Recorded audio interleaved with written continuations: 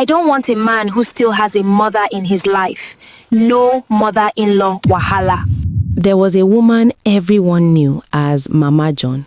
A widow, no husband, just her and her son. When John was going to university, it was only the two of them. No father to help, no brother, no rich uncle. Mama John suffered. She woke up early every morning to sell food.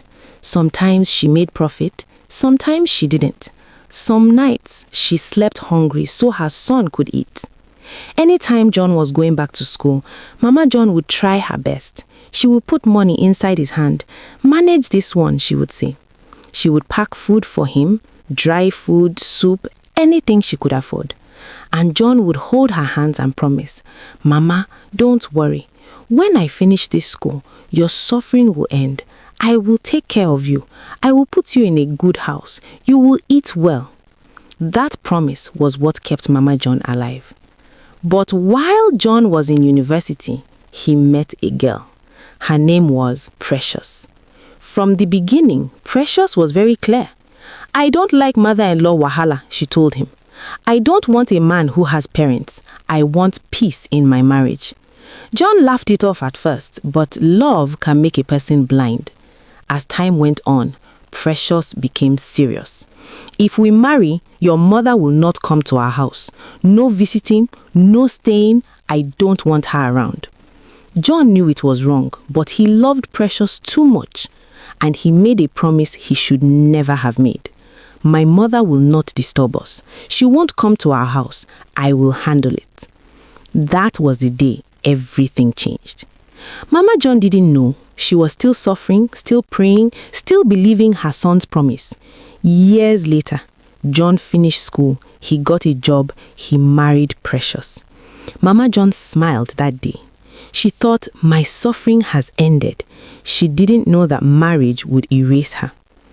A man promised to build a house for the woman who raised him, but when another woman entered his life, he sold the land meant for his mother to buy peace in his marriage.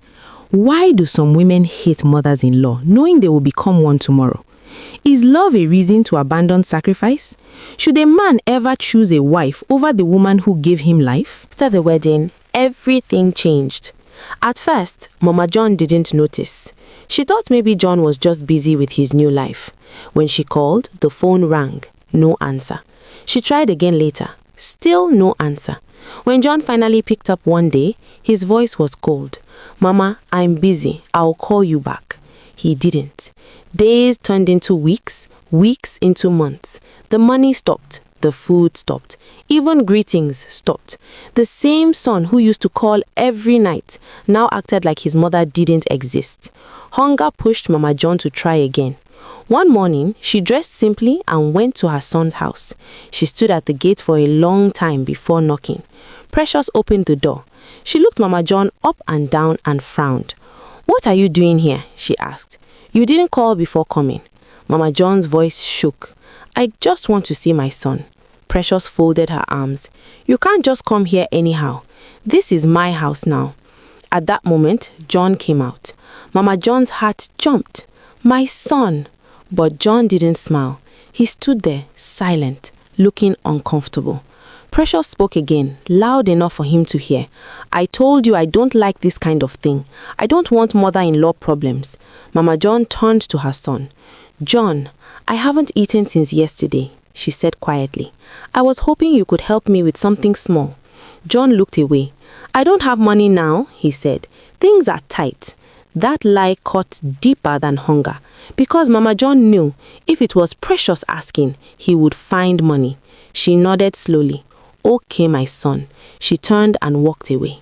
That night, Mama John cried like a child, not because she was hungry, but because the son she trained had chosen silence.